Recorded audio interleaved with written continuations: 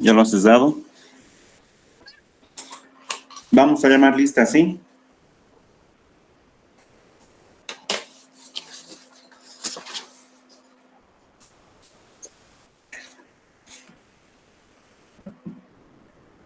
¿Me escuchan, verdad? Buenos días, Sí, doctor. doctor, te escucho. Estoy compartiendo lo que es las diapositivas. ¿Lo están viendo, verdad? Sí, doctor. Ya. Antes les voy a dar lo que es el patrón les daré de las respuestas. Todos atentos, por favor. Si tienen alguna duda, me dicen, ¿sí? A ver, la pregunta era una. Es de elección en infecciones por pseudomona. ¿Cuál era, muchachos?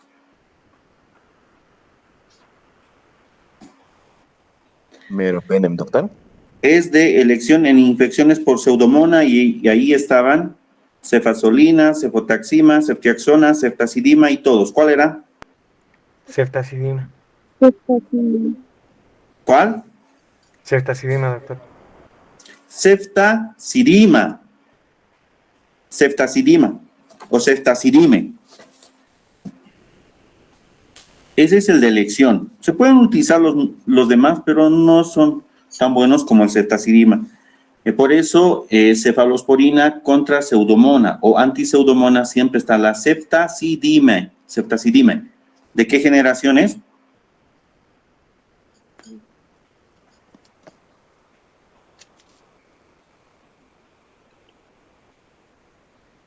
¿De qué generación es la ceftazidima? Es de la misma familia de la cefotaxima o la ceftriaxona. Quinta generación, doctor. No, quinta. Tercera generación.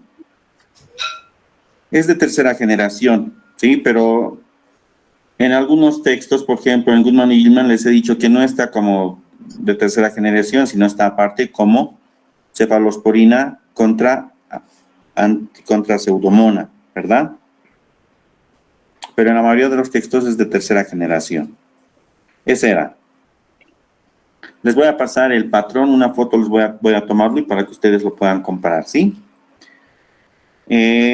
La otra pregunta es de elección en infecciones por enterococos. ¿Cuál era? Aminopenicilina. Aminopenicilinas. De las aminopenicilinas, ¿cuál específicamente? La ampicilina. La ampicilina.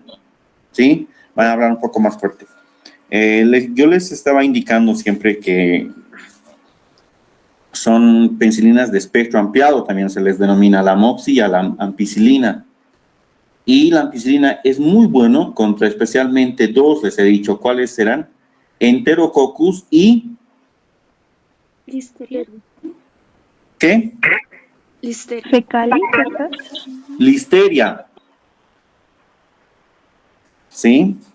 Las cefalosporinas, hasta los carbapenemes no tienen tan buena acción como la ampicilina contra especialmente enterococcus.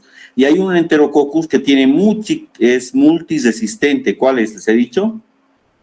Fecali. Enterococcus faecium. Enterococcus Faecium, doctor. faecium, ¿verdad? Sí, doctor. Hay Enterococcus fecalis y el faecium. El fecalis también, pero el faecium es el que tiene mucha resistencia. Entonces, si alguna vez en el cultivo le sale Enterococcus faecium, aminopenicilina o ampicilina. ¿Qué pasa si es alérgico a las penicilinas? ¿Qué le pueden dar? Vancomicina.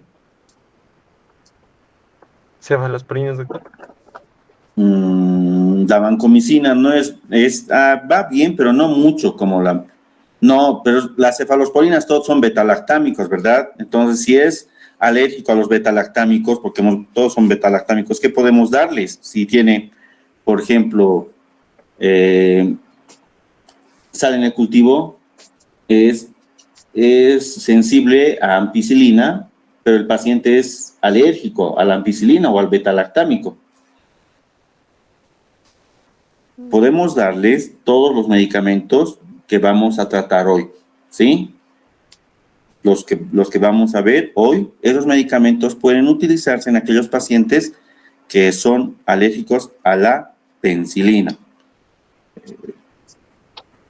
Especialmente se utilizan los macrólidos, la eritromicina. El jueves vamos a llevar lo que es eritromicina, hoy vamos a llevar los otros, ¿sí? Entonces será aminopenicilinas, ¿sí? La otra pregunta, el cilastatín combinado con el imipenem actúa como, ¿cuál era la respuesta? El imipenem es un carbapenem, ¿verdad? El meropenem, el ertapenem, son carbapenemes, son medicamentos de un espectro un poco más amplio y son muy fuertes, muy potentes. Pero normalmente aquí el que tenemos es el imipenem, y el imipenem siempre viene imipenem, cilastatín, 500 miligramos. Y el cilastatín combinado con el imipenem actúa como, es un inhibidor de las carbapenemasas, inhibidor de la dipeptidasa, inhibidor de beta-lactamasas, ninguno. ¿Cuál era, muchachos? Dipeptidasa. Inhibidor de las dipeptidasas. ¿Qué son las dipeptidasas? Las dipeptidasas son enzimas que se encuentran en el riñón que lo que hacen es degradar al imipenem. Lo degradan. Ahora, si nosotros, por ejemplo, colocamos cilastatín, el cilastatín inhibe a las dipeptidasas, se degradará los carbapenemas, especialmente el imipenem. Vamos, estamos en clase, todos tienen que participar, aunque se equivoquen, no importa. No, como no se degrada, entonces va a tener mayor tiempo de duración. Ahora, no todos los carbapenemes necesitan cilastatín. El único que necesita es el imipenem, y es el que más hay en nuestro medio. El ertapenem, el meropenem no necesitan muchas veces de cilastatín, ¿sí? Entonces era inhibidor de las dipeptidasas. La otra pregunta, el vaborbactam, un inhibidor de la beta-lactamasa, se combina con amoxicilina, ticarcilina, imipenem, ceftolozano o meropenem. ¿Con cuál era? Y eso también está en Goodman y Gilman. Meropenem, doctor. ¿Con cuál? Meropenem. Con el meropenem. ¿Ya? La amoxicilina, ¿con cuál normalmente se combina? ¿Con cuál inhibidor de las beta-lactamasa? Ácido clavulánico. Ácido clavulánico. La ticarcilina. Con la amoxicilina. Con el tazobactam, ¿sí? Pero en este caso era el meropenem, ¿sí? Otra pregunta. El tratamiento para la neurosífilis o sífilis cardiovascular es de penicilina G sódica, penicilina G procaínica, penicilina G benzatínica, todos ninguno. ¿Cuál era, muchachos? Sódica, doctor. Penicilina G sódica. Penicilina G sódica. La sódica. O sea, la sífilis, la neurosífilis o la sífilis a nivel cardiovascular es una infección severa. Entonces, la penicilina G benzatínica, que sí se utiliza para la sífilis primaria o la sífilis no complicada, no puede utilizarse para la neurosífilis. Lo que sí se utiliza es la penicilina G sódica, ¿sí? Que se da 4 millones o 6 millones cada 4 horas. Muy bien. ¿En cuál de los siguientes fármacos por vía oral los alimentos no interfieren en su absorción? Y ahí había penicilina B, ampicilina, amoxicilina, cloxacilina y o dicloxacilina. ¿En cuál de ellos?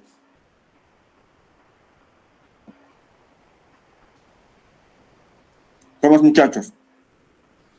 La amoxicilina, doctor. La amoxicilina. La amoxicilina es uno de los fármacos antibióticos que no necesariamente tienes que decir al paciente que tome en ayunas o que normalmente todos los fármacos, si ustedes quieren que se por vía oral, se tienen que absorber y cuando nosotros comemos tardan en absorberse. Por eso muchas veces se dice tiene que estar 1 hora antes o 2 horas después sin comer, antes de tomar el fármaco. Pero en este caso, con la amoxicilina puede estar con el estómago lleno, tiene muy buena absorción. La amoxicilina es mucho mejor que la ampicilina o la cloxa o dicloxa en absorberse. Eso tienen que saber. La amoxicilina se absorbe nomás muy bien, ¿sí? Cada 8 horas. La otra pregunta. La colitis pseudomembranosa es un efecto adverso principalmente por la administración de penicilinas parenterales. ¿Falso o verdadero? Sí, no sé cuál es. Verdadero, doctor. Verdadero, doctor.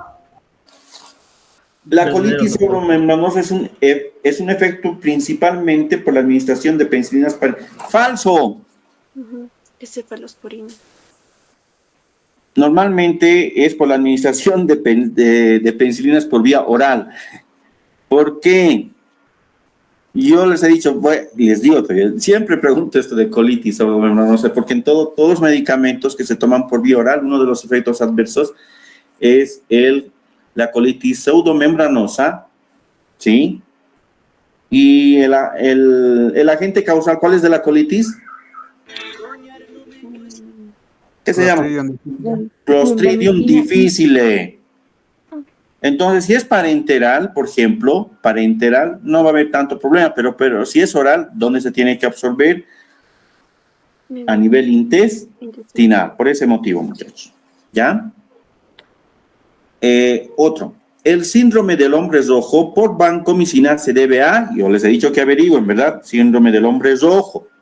Entonces, era liberación de histamina por neutrófilos, liberación de histamina y serotonina por células cebadas, liberación de histamina por los mastocitos, liberación de histamina por plaquetas, todos. ¿Cuál era la respuesta? Liberación de histamina por mastocitos. Los mastocitos. A los mastocitos también les dominan células cebadas, ¿no? Pero el otro era serotonina, la serotonina nada que ver. Era liberación de histamina por los mastocitos. Eso se llama síndrome del hombre rojo. Por eso, eso sucede cuando se administra vancomicina inmediatamente. ¿En cuánto tiempo se tiene que administrar la vancomicina, muchachos, les he dicho? En un lapso de 60 minutos. 60 minutos. Ustedes tienen que hacer la indicación. Entonces, lo que tienen que decir es vancomicina de 500 miligramos IV diluido, administrar en 60 minutos. Así tienen que colocar. Entonces, la enfermera, las licenciadas, siempre ven la historia clínica y ahí están las indicaciones, ¿sí? Y ellas tienen que seguir ese procedimiento. Ellas saben de memoria. Por eso, si tú no colocas, tienes que colocar siempre. Ahora, si es que por algún problema puede complicarse, el problema lo va a tener el médico, porque está en las indicaciones. La enfermera lo único que hace es seguir las indicaciones médicas. Van a tener mucho cuidado, muchachos. Les he dicho que tengo que enseñarles a cómo se hacen las indicaciones médicas, ¿verdad? De una patología, me tienen que buscar una patología, les he dicho, ¿verdad? Ya, eso vamos a ver después. La pregunta, ¿no es una indicación terapéutica de la vancomicina? Endocarditis, infección de catéter vascular, infecciones respiratorias, infecciones sépticas por anaerobios, infección de las articulaciones. ¿Cuál no correspondía?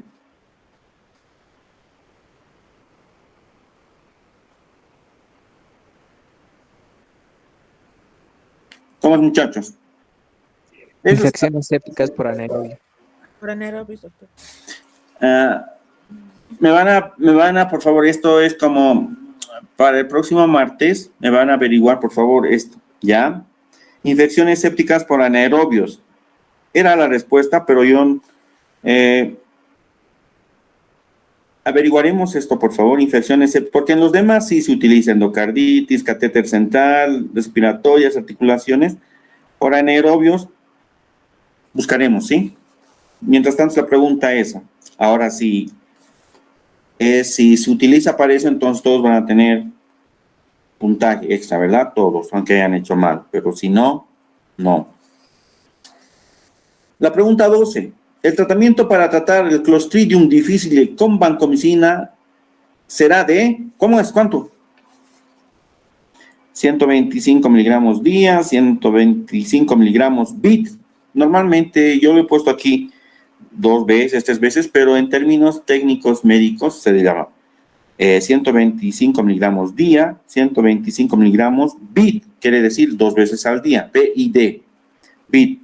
125 miligramos TID, TID quiere decir TID, 3 veces al día.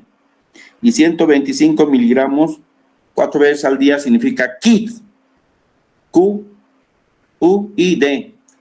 ¿Han entendido? Bit, TID, KID, así se coloca. ¿Cuál era? Todo será el último. ¿Cuál era? El quit, doctor, 125 cada 4 veces al día. 4 veces al día. Pero no hay acá vancomicina, no hay. También va a ser para el próximo martes. Me van a averiguar si hay vancomicina de 125 miligramos. No hay. Sí, no viene. Pero ese sería por vía oral. Muy bien. Esas son las respuestas del patrón. ¿Alguna consulta?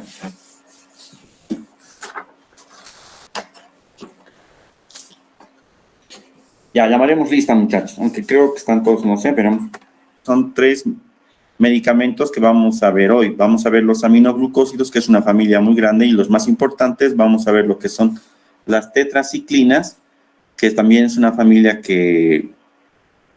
grande, y vamos a ver un único medicamento, que es el cloranfenicol, que ya no se utiliza, pero sí es un excelente medicamento, solo que tiene unos efectos adversos tremendos. Empezaremos con los aminoglucósidos. Entonces, estos son los aminoglucósidos, muchachos, ¿sí? Todos estos medicamentos y estas familias van a actuar sobre la síntesis proteica, ya sea sobre 30S o 50S de los ribosomas. Empezaremos con los aminoglucósidos. Estos son los aminoglucósidos: la micacina, gentamicina, tobramicina, streptomicina, neomicina, paromomicina, metilmicina y la canamicina, ¿sí? Vean ustedes, es una familia y todos se utilizan, casi todos se utilizan, muchachos. La micacina, por ejemplo, es el que más potente de todos, y el que, si hay resistencia, es el que menos resistencia tiene. Todos en realidad pueden tener, pero el que menos resistencia, si tienen el resto, es la micacina, ¿ya? Tenemos luego la gentamicina. Eso sí, se utiliza a diario. La gentamicina, ese es de uso diario. La tobramicina no es muy utilizada, tal vez en algunas infecciones excepcionales.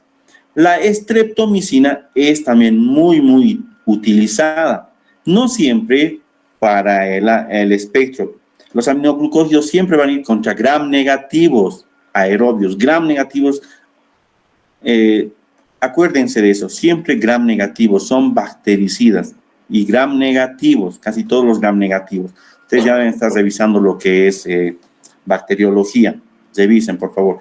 La neomicina, saben, el uso de la neomicina más que como antibiótico es para la preparación, por ejemplo, viene por vía oral, y estos medicamentos ninguno se da por vía oral, ninguno. Pero la neomicina se puede administrar por vía oral. ¿Para qué? Para preparaciones de cirugías intestinales. ¿Por qué? Porque va a ir eliminando todas las bacterias que está a ese nivel. ¿Sí? Saprófitas, no saprófitas, para una cirugía de colon y intestino, la neomicina. Además, la neomicina se utiliza mucho en cremas. ¿Cómo que vienen? Neomicina para las infecciones de la piel. Bacitracina. La paromomicina se utiliza especialmente para algunos tipos de parásitos, ¿sí? Parásitos. La metilmicina yo no he utilizado, no conozco ese medicamento, ¿ya? Pero está dentro de esta familia. Y la canamicina también es otro medicamento conjuntamente con la streptomicina que se utilizan especialmente en una infección. ¿Cuál es la infección en la que se utiliza? Vamos. una enfermedad que normalmente antes había en gran cantidad por no alimentarse muy bien. ¿Qué se llama? Tuberculosis. Tuberculosis, la estreptomicina y la kanamicina, ¿sí? Entonces, además son activos contra micobacterias, ellos son. De aquí, ¿cuáles tienen que saber? Gentamicina, estreptomicina y amicacina, los tres. Pero la gentamicina sí se utiliza bastante, especialmente para infecciones urinarias. Vamos a ir viendo más. Ahora, ¿cuáles son las características? ¿Sí? Entonces, hemos dicho aquí que son policationes, ¿sí? Por eso, especialmente, son contra gram negativos. Es una característica. La otra característica, aquí está, se utilizan para infecciones por bacterias gram negativas aerobias. No son de amplio espectro, son de espectro limitado, pero son muy buenas, o sea, dan muy buen efecto, ¿sí? A bacterias gram negativas aerobias. ¿Cuáles son las bacterias gram negativas aerobias? Hay uno, díganme uno que produce bastante cantidad de infección urinaria, la principal, ¿cuál es? Escherichia coli, doctor. Escherichia coli. Para el próximo martes, muchachos, igual, anótense, me van a traer, por favor, de bacteriología en su listita o dibujitos. Gram positivos, gram negativos, cuáles son anaerobios, cuáles son cocos, así, para que se den cuenta, porque no deben estar repasando, tienen que repasar bien. Sí, ahí más me van a enseñar también, para recordar. ¿Bien? El mecanismo de acción, síntesis de proteínas. ¿A qué nivel? ¿30S o 50S? 30S, doctor. 30S. 30S, no se olviden eso, 30S. Y esto es bien importante, ¿son qué? Bactericidas. ¿Son qué? Bactericidas. Todos los que actúan a nivel de la síntesis de proteínas son bacteriostáticos, pero estos son bactericidas, muchachos. Enseguida vamos a ver cómo es el mecanismo de acción, ¿sí? Ahora, ¿tienen resistencia? Tienen resistencia, como todos, ¿sí? Ahora, una de las resistencias es por adquisición horizontal, por plásmidos. Por eso siempre se recarga, tienen que estudiar lo que es resistencia, plásmidos. O por alteraciones del transporte del fármaco, o sea, el fármaco no puede poder ingresar. Normalmente los fármacos cuando ingresan a estas bacterias ingresan por los poros que se llaman porinas. Van a tener problemas al ingresar, pueden ser expulsados y por ese motivo, ¿sí? O por alguna enzima que destruyen, pero sí hay resistencia, ¿ya? Esto es bien importante. Aunque son fármacos de amplio uso e importantes, una limitación importante es su toxicidad notable. ¿Cuál es la toxicidad? ¿Cuáles son los efectos adversos? Ya les he dicho. Eso no se tienen que olvidar nunca hasta que mueran, muchachos. Y eso no va a cambiar. Vamos. Tienen dos efectos adversos, tremendos estos. Uno, ¿cuál es? Neurológica, doctor. Nefrotoxicidad, doctor. Ototoxicidad y nefrotoxicidad. Ototoxicidad y nefrotoxicidad. Ototoxicidad y nefrotoxicidad. ¿Qué quiere decir? Puede volverlo a uno sordo, puede ser irreversible. Y nefrotoxicidad, una insuficiencia renal. Por eso, que cuando nosotros demos estos antibióticos, mínimo, ¿cuánto tiempo tenemos que dar los antibióticos? Hemos dicho, muchachos. 7 días, doctor. 7 días. No mayor a 7 días, doctor. 7 días. No, hay algunos, Leonardo, que se dan 21 días, 12, 15 días. Pero no podemos dar menos de 7 días. En algunos textos, en algunos libros, he leído yo en algunas actualizaciones que mínimo tiene que ser 5 días. 5 días para que no haya resistencia. Pero en todos es 7 días. Ahora, estos medicamentos al tercer día ya pueden estar haciéndote infección, por ejemplo, nefrotox. ¿Qué tenemos que controlar cuando les damos estos medicamentos a los pacientes? Especialmente gentamicina, ¿qué tendríamos que controlar?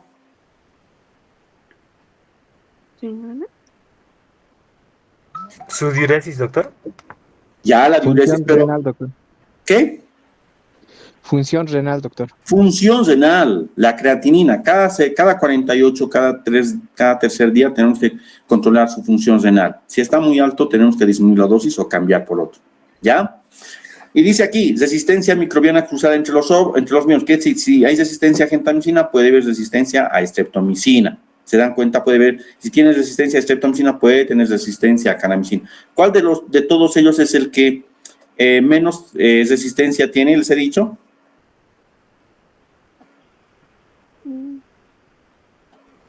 ¿En cómo, doctor? ¿Podría repetir? De todos los medicamentos aminoglucósidos que hemos leído al principio de estos, ¿cuál es el que menos? La Resistencia. gentamicina, doctor. La amicacina. La amicacina, por eso tienen que estar atentos. Estamos hablando de lo que es más práctico. Listo. La amicacina, aunque a ti tienes resistencia a la amicacina. Ahí está. ¿Ya? Ahí está, la resistencia cruzada se llama.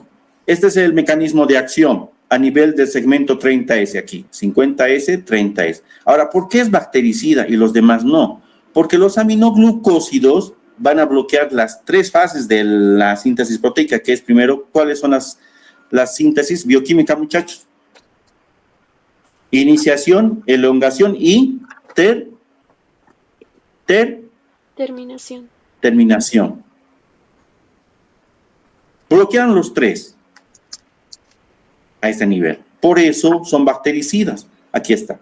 Bloquea el comienzo, bloquea la traducción ulterior y incorporación del aminoácido incorrecto, una mutación. Vean, sobre tres aspectos. Aquí está bien clarito, ¿verdad? Ribosomas, 50S, 30S. Y este es la proteína que se va a ir sintetizando, pero necesitan, digamos, a ese nivel actúa. Ahí está. Espectro antibacteriano, ustedes se tienen que hacer un dibujito, he dicho, no solamente de los gram negativos, también gram positivos, anaerobios, tienen que ver más que Clostridium, micobacterias, ya todo eso. Aquí está el primero, ¿cuáles son? E. coli, Klebsiella, Proteus, ¿sí? Pseudomonas, Enterococcus, vean, Enterococcus fecalis, Staphylococcus, micobacterias. Las micobacterias son, por ejemplo, de la tuberculosis, lepra, Mycobacterium de las aves, vean. Pero lo que nos interesa es E. coli, Klebsiella, Proteus, Pseudomonas, Enterococcus, micobacterias y Staphylococcus. Especialmente, la gran mayoría son gram negativos, ¿sí? Ahora, la E. coli, por ejemplo, es la principal responsable de la infección urinaria. Infección urinaria por E. coli. Puede haber también infección gastrointestinal, pero normalmente la gastrointestinal es por ¿cuál? ¿Quién produce la infección gastrointestinal?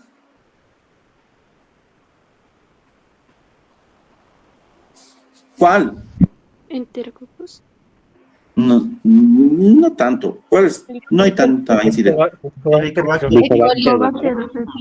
Ya el Helicobacter, no, el Helicobacter al final te puede producir úlcera y al final cáncer de estómago. ¿Cuál es, pues? Salmonella y Shigella, pero estos no, vean ustedes, no hay Salmonella y Shigella, estos, pero sí es E. coli, infección urinaria. En las mujeres especialmente tienen mayor infección urinaria que los varones. ¿Por qué? Porque la uretra es más corta, por ese motivo. Entonces, la mayor cantidad de personas viene a consulta por infección urinaria. Y lo primero que les dan siempre es ciprofloxacina.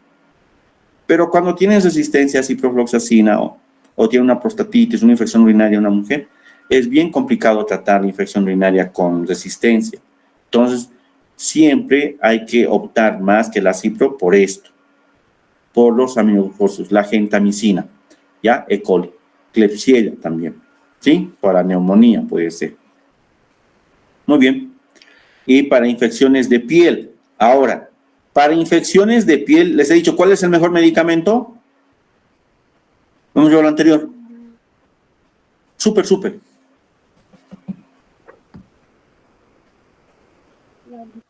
Antiestafilococos, doctor. Claro, pero ¿cuáles son los medicamentos antiestafilococos? Dicloxa, dicloxa. Pero si son resistentes, ¿cuál tendríamos que dar? ¿Cuál es más potente? Vancomicina.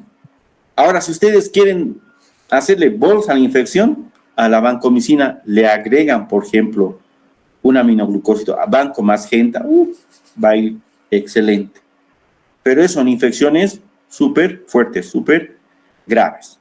No en cualquiera. La vancomicina no es de utilización, les he dicho, para cualquiera. Solamente en infecciones muy resistentes o muy graves. Solamente ahí. ¿Sí? Y aún así con vancomicina no va muy bien, no está yendo muy bien, le agregan genta, excelente. Muy bien. Ya, les he dicho, por vía gastrointestinal no se absorbe muy bien, ¿sí? Excepto ¿cuál? Aquí está, la neomicina. La neomicina, ¿para qué les he dicho normalmente? ¿Para qué se utiliza? Por vía oral. Para la Neomicina. cirugía. Preparaciones de cirugías de tubo digestivo. Ahí pueden dar. La paromomicina es un antiparasitario. En ese caso pueden dar. Me van a averiguar para parásitos se puede dar la paromomicina. ¿Sí? Ahora, normalmente esto pueden dar por vía intramuscular o intravenosa. ¿Sí? Se absorben muy bien. ¿Sí? A los 30, 90 minutos ya están ejerciendo su acción. ¿Ya?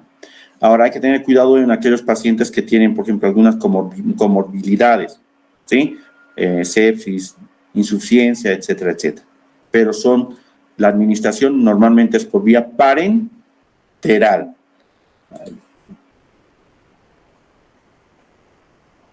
Y eso hemos visto.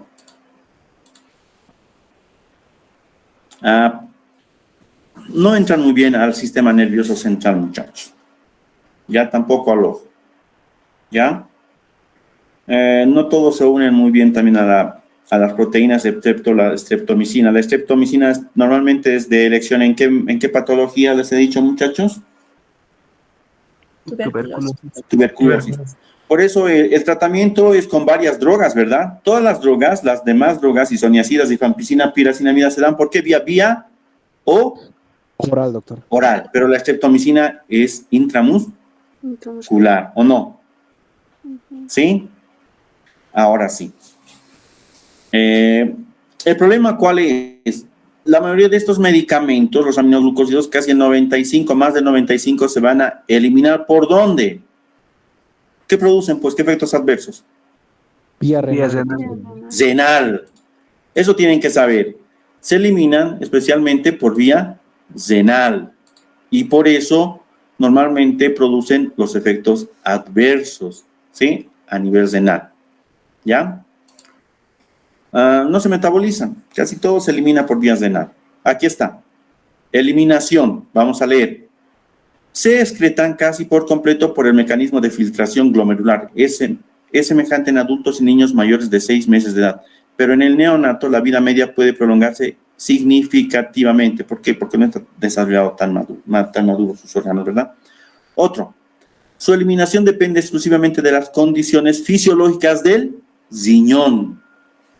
Y pueden ser eliminados por hemodiálisis o diálisis peritoneal. ¿Qué nos enseña esto, muchachos? No hay que dar a todos o a cualquiera lo que es los aminoglucósidos. Son excelentes antibióticos, pero siempre hay que preguntar al paciente, ¿cómo está de los riñoncitos? Si el paciente, por ejemplo, está mal del riñón, no podemos darle. Y si en algunas circunstancias requiriese, sí o sí, tenemos que disminuir la dosis. ¿Han entendido? Muy bien. Para el próximo martes también, anótense esta otra tarea, por favor. Grados, o ya les he dado, no sé si les he dado, grados de función renal. En la insuficiencia renal es los grados. ¿Cuánto es normal? De 90 a 120, ¿qué grado es? De 60 a 90, ¿qué grado? De 30 a 60. Para saber cuánto es función renal mala, cuando se dice que un paciente tiene insuficiencia renal, cuando el Clarence o el filtrado glomerular es menor a, ¿les he dicho o no? No, doctor. Ya, ahora anótense, porque todos vamos a ver esto. Una persona tiene insuficiencia renal cuando la filtración glomerular es menor a 30 ml minuto. Menor a 30 ml minuto. ¿Ya? Y ahora, es mucho más grave cuando es menor a 15. Ahora, ustedes lo que me tienen que hacer es la tabla, ¿cuáles son los valores? De insuficiencia renal leve, moderada, grave, de cuánto a cuánto, y cuál es lo normal de la filtración glomerular. Pero, cuando ustedes vean filtración glomerular menor a 30 es insuficiencia renal. Esos pacientes, cualquier medicamento que le den, tienen que darle la mitad de la dosis. ¿Han entendido? O menos, o no darle mejor. Pero en estos aminoglucósidos es preferible cambiar por otro. ¿Han entendido? Sí, doctor. Ok. Eso yo quiero que aceptan. De toda la clase, muchachos, lo que yo quiero que aprendan es eso. Aminoglucósidos, bactericidas, gram negativos, nefrotóxicos, ototóxicos, bien importante. ¿Sí? Y ahora sí la clave, que no está aquí en las diapositivas, pero les voy a... La gentamicina, cualquier antibiótico que ustedes le dan, normalmente la micacina es cada 12 horas. La gentamicina cada 8 horas. Los otros son igual, cada 12, cada 6 horas, cada 8 horas. Ahora, lo mejor y los últimos estudios y los textos siempre vienen con esto desde hace 5 años, un poco más. Cuando demos, por ejemplo, gentamicina, la gentamicina viene de 80, en ampollitas de 80, y se dan cada 8 horas. Al día, ¿cuánto tendríamos que darle? ¿Cuántos miligramos?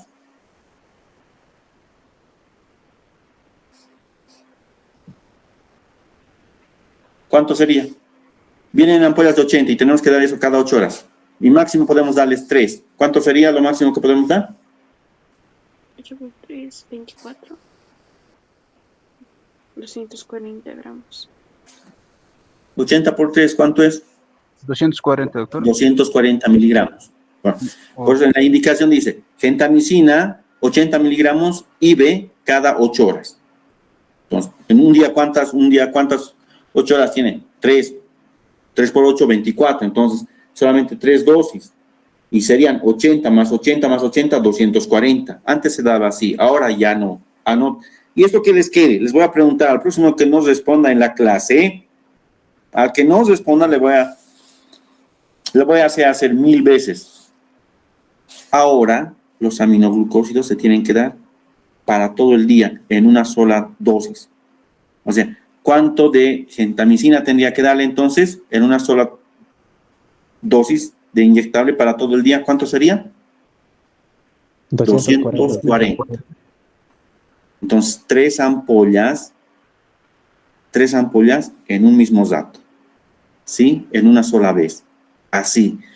Son estudios que indican que cuando se da en ese tipo de administración en una sola dosis, los efectos adversos van a ser menos. ¿Cuál? Especialmente la nefrotoxicidad. Entonces, desde ahora acostúmbrense. Gentamicina, que es lo que más utiliza, ya no den cada 8 horas. Den directamente 240, listo. ¿Han entendido? Sí, doctor. Ahora, el que no ha entendido la próxima, ¿qué va a hacer si les pregunto de esto de los aminoglucósidos? ¿Cuántas veces me tienen que hacer? 1000 veces, doctor. 1000 veces, ya saben muchachos, quedan advertidos. Así no se van a olvidar. Cuando lleguen a la provincia donde sea, ya van a agradecer. Esto sí, he aprendido así, va. Muy bien. Doctor, disculpe, con respecto a los aminoglucósidos, ¿todos los aminoglucósidos se tienen que dar en una sola toma, podríamos decir, de una sola vez?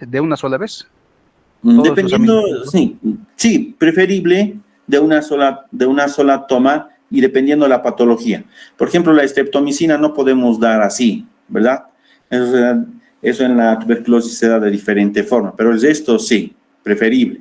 Ya son estudios que han salido, especialmente la amicacina, canamicina, gentamicina, ¿sí? Sería bueno la streptomicina, pero eso ya hay normas para cómo dar streptomicina en la tuberculosis, ¿verdad? Normalmente también es un día, ¿o no? Pero eso es lo que es los últimos estudios y siempre se están ratificando.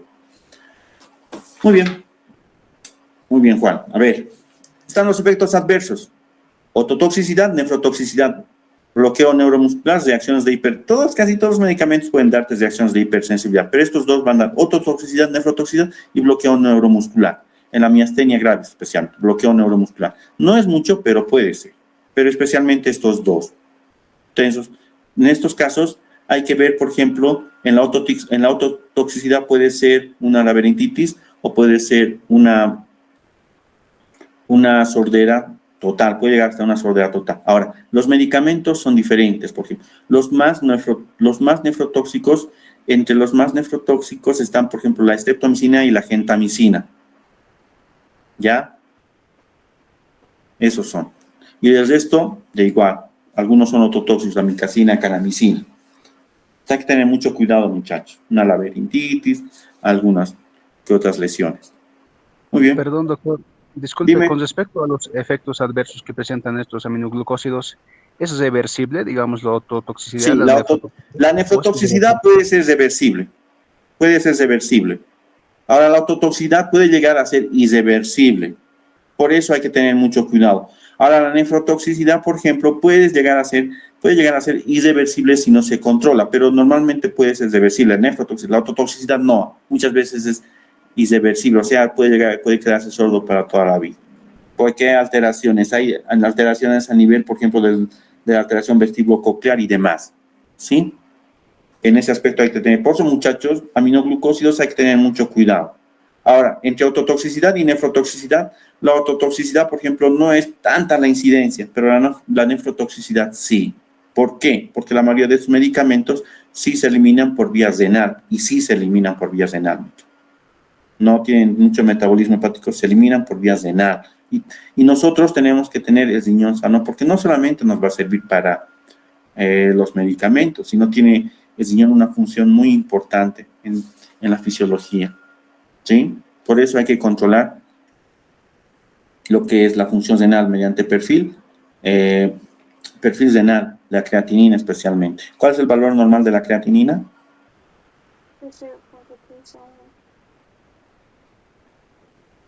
¿Cómo es? ¿Valor normal de la creatinina? Nada. Bien, ya está. 1 miligramo, 0,8 a 1,2 miligramos decilitro, promedio 1 miligramo decilitro. Eso tienen que dominar, muchachos, la creatinina. Bien. Aquí está. Los signos y síntomas, por ejemplo. Vestíbulo coclear, tinnitus, deficiencia de la audición, toxicidad vestibular, cefalea moderada, náuseas, vómitos, dificultad para conversar, equilibrio, vértigo, dificultad para leer nistagmus. O sea, son signos y síntomas cuando hay alteraciones a nivel, por efecto adverso de los aminoglucósidos, ¿verdad? No solamente la sordera, sino puede estar mal del equilibrio. Entonces, es bien incómodo esos efectos adversos, la ototoxicidad. La nefrotoxicidad, ahora sí. Esto yo me estaba olvidando, pero lo bueno que apareció aquí. La nefrotoxicidad puede aumentar si, por ejemplo, nosotros administramos otros medicamentos, por ejemplo, diuréticos. El diurético más utilizado, ¿cuál es? La Furosemida. Doctor. y las cefalosporinas. Vean, casi todos los medicamentos que se eliminan por vía renal hay que tener cuidado. Las cefalosporinas también, vean, pero los diuréticos. En los textos, la mayoría diuréticos, la furosemida. O sea, no puedes dar a un paciente gentamicina más furosemida. No puedes dar. Ahora, ¿cuál es el problema? Hay dos tipos de insuficiencia renal, aguda y crónica. En la aguda, el tratamiento es darle furosemida y darle líquidos para que orine.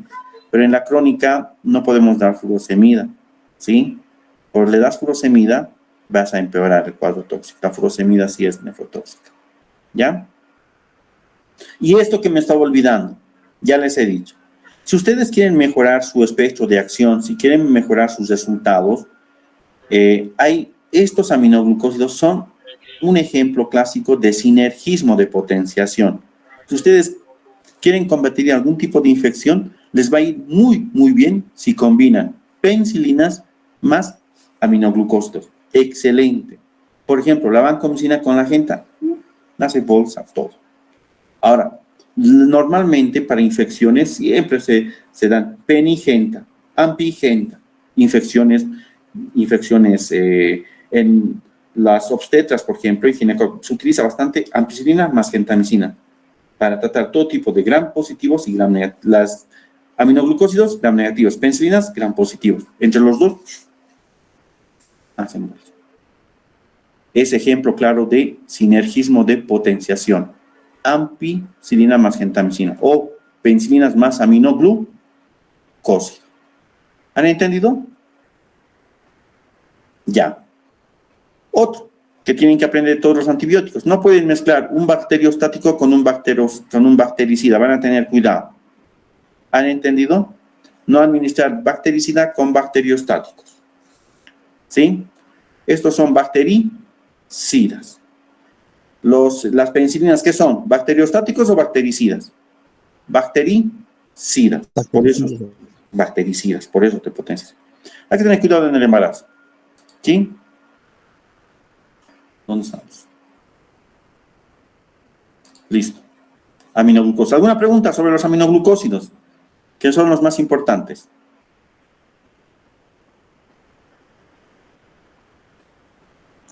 Pasaremos a cloranfenicol. De esto vamos a hablar rápido, muchachos. ¿Ya? El cloranfenicol es un antibiótico de amplio espectro. Es un excelente medicamento. Se utiliza porque puede llegar a poner en riesgo la vida. ¿Sí? Especialmente discrasias sanguíneas a nivel de la médula. Lo que produce es que no se sinteticen lo que son leucocitos, glóbulos blancos, eritrocitos, todo eso. A eso se llaman discrasias sanguíneas. Esto es su espectro de acción, vean. Abarca todo, positivos, negativos, anaerobios, lo que ustedes quieran, el cloranfenicol. Solamente se utiliza en casos donde no se puede utilizar los medicamentos. ¿Hay resistencia? Hay resistencia. ¿Sí? La que da resistencia al cloranfenicol es la acetiltransferasa. Acetiltransferasa se llama, es una enzima, acetiltransferasa. ¿Sí? Acetiltransferasa. Es la enzima que da resistencia a las bacterias contra el cloranfenicol. Mecanismo de acción a nivel de la síntesis de proteínas 50S. ¿Sí? Eso, 50S. Ahora, es bacteriostático. En los últimos estudios, y también está en Goodman y Gilman, es bactericida. El cloranfenicol es bactericida contra tres bacterias que causan la meningitis. Me dice ahorita quién es, para darle una firma a la próxima. Neisseria meningitis. 1. El segundo. Influenza. Haemophilus influenzae. 2. Tercero. Rickettsia, doctor. No. Streptococcus pneumoniae. ¿Ya quiénes eran los dos primeros? Vamos. Chariña poma, doctor. ¿Qué? Chariña poma. Abner. ¿Apellido? Chariña poma. Abner. Sí, doctor. ¿Qué más? Pasa Juan Alberto, doctor. Ya eso no se olviden, muchachos. El cloranfenicol no se utiliza, pero se puede utilizar cuando es muy grave y los demás medicamentos no dan resultados, especialmente en la meningitis. Y los causantes de la meningitis, yo les he dicho, Haemophilus influenzae, Streptococcus pneumoniae y Neisseria meningitidis. Los tres son los primeros causantes. ¿Dónde estamos? Aquí. ¿Ya? Aquí es mecanismo de acción a nivel de las 50S, ribosoma 50S, interfiere en la síntesis proteica. Oral. Normalmente vienen por vía oral, se da cada 6 horas. Su distribución, por todos lados se distribuye, pues muy excelente, especialmente ¿dónde? ¿Dónde entra especialmente, muchachos, aquí? ¿Qué dicen? Líquido cefalorraquídeo. Líquido cefalorraquídeo. O sea, la mayoría de los medicamentos no ingresa líquido cefalorraquídeo, pero cuando hay alguna inflamación, infección de las meninges, casi todos ingresan. Por la inflamación, los poros se aumentan su diámetro. Pero cuando está sano es bien difícil, pero el cloranfenicol sí. Por eso en las meningitis sí. ¿Han entendido? Sí. Pero ¿cuál es el tratamiento para las meningitis? Les he dicho, hemos llevado lo anterior.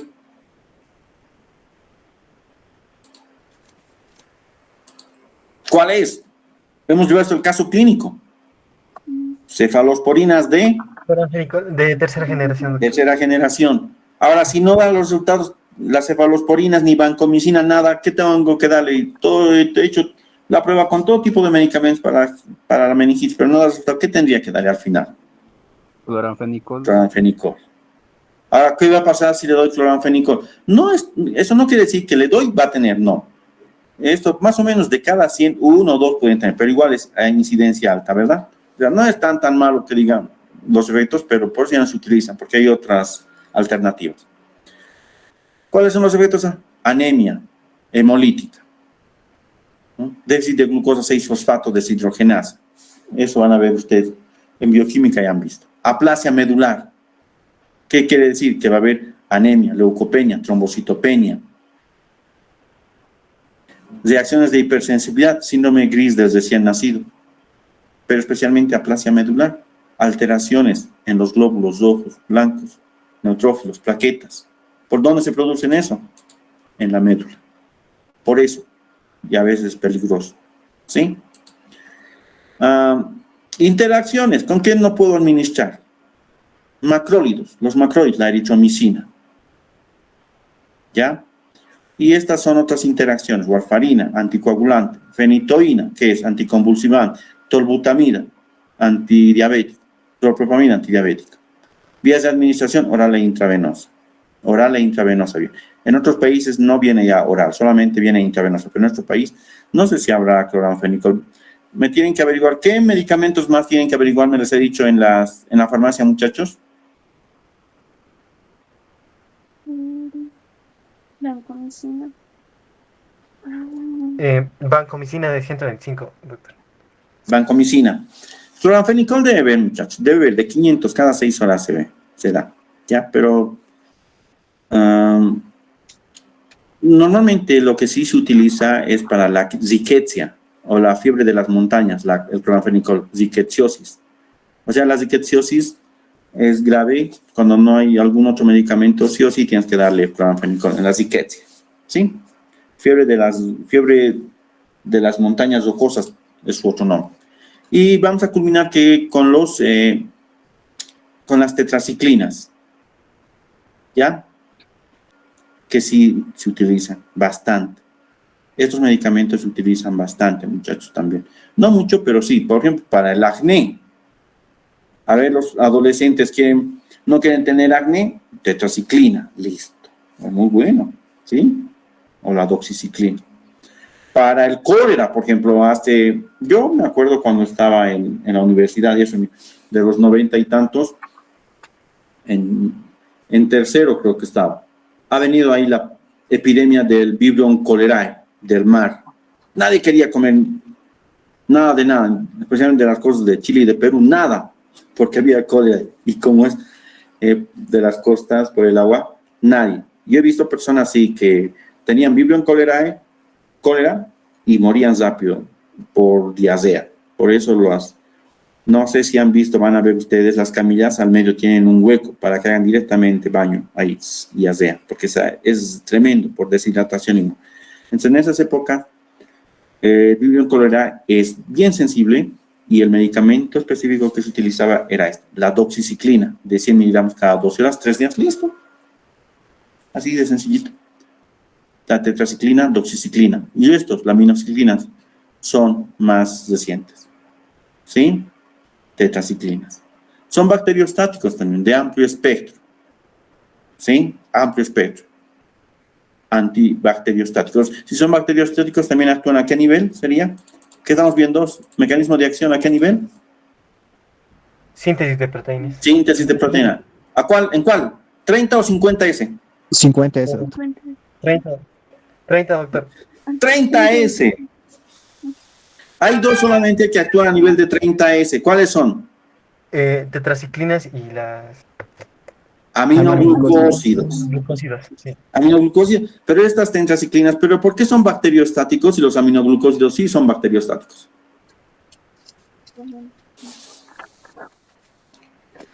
Es que actúan a nivel del ADN en los 3 complejos y en cambio el otro... Ya, listo. Nombre. Chañapoma. Abner. Porque los aminoglucósidos va a actuar a nivel de las 3 fases de la síntesis proteica, mientras no tanto. ¿Sí?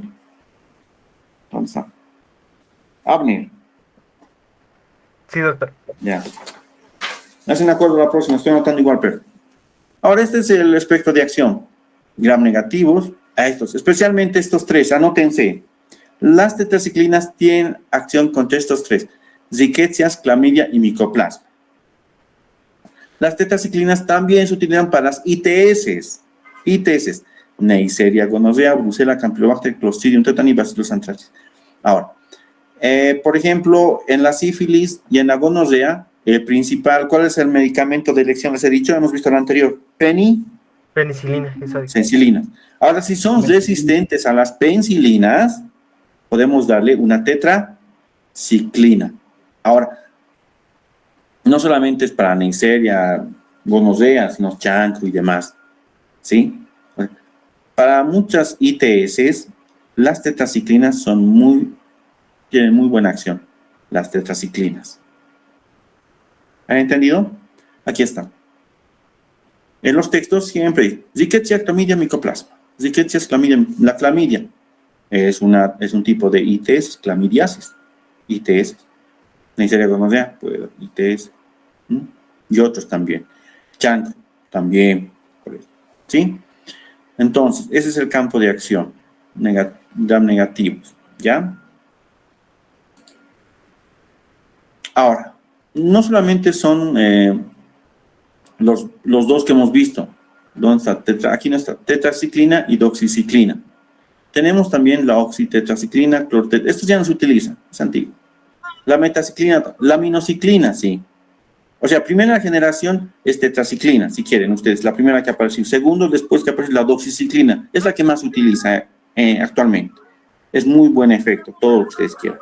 En infecciones, en resistencia a ampicilina pueden darle doxiciclina. Después han aparecido otros, la minociclina. Aquí está la minociclina. ¿Sí? Debe costar más caro. Después los últimos que han aparecido están por la tigeciclina, la erabaciclina, la omadaciclina. Esos están en Guzmán y Gilman. No sé si habrá aquí, probablemente no, deben costar más caro. Pero con la doxiciclina se darían muy buenos resultados. Con esto basta. ¿Sí? El único problema es que también hay resistencia. Hay resistencia a todos estos. Si hay resistencia a todos estos, si yo quiero utilizar una tetraciclina, tendría que dar las últimas, que es la erabaciclina y la omadaciclina, o la tigeciclina, los tres. Pero normalmente es la erabaciclina. Van a ver en el libro. ¿Cuál estamos llevando? Guzmán y Gilman, por favor. Aquí está. Mecanismo de acción. A nivel del 30, S. ¿Sí? ¿Cómo entran? Igual les he dicho, por los canales hidrofílicos, por las porinas, por ahí entran casi todo. ¿Sí? Para llegar a nivel de los ribosomas, el mecanismo de acción. Ahora, aquí, por ejemplo, aquí, esto no está en Guzmán, pero aquí hay un tiempo de cómo se clasifican según su tiempo de acción. Vida media de 6 a 8 horas. Estos ya no se utilizan, no se llaman. Clorotetraciclina, oxitetraciclina. Por favor, están agarrando sus les voy a pedir ahorita que me muestren su lista de medicamentos, hasta contar 3. Todos, lista de medicamentos. Me van a mostrar. Tienen 10 segundos. 10, 9, 8, 7, 6, 5, 4, 3, 2, 1, ya. Estos no sé si habrán aquí, ¿ya? Pero son de acción corta. Estos son de acción intermedia, la de meclociclina y la metaciclina, ¿sí? Y la de acción prolongada es la doxiciclina, la minociclina, ¿sí? Estas sí pueden atravesar la barrera hematoencefálica, pero no se utilizan mucho para meningitis. Ahora, la tetraciclina se da cada 6 horas y la doxiciclina se da cada 12 horas. La minociclina de la misma forma, ¿sí?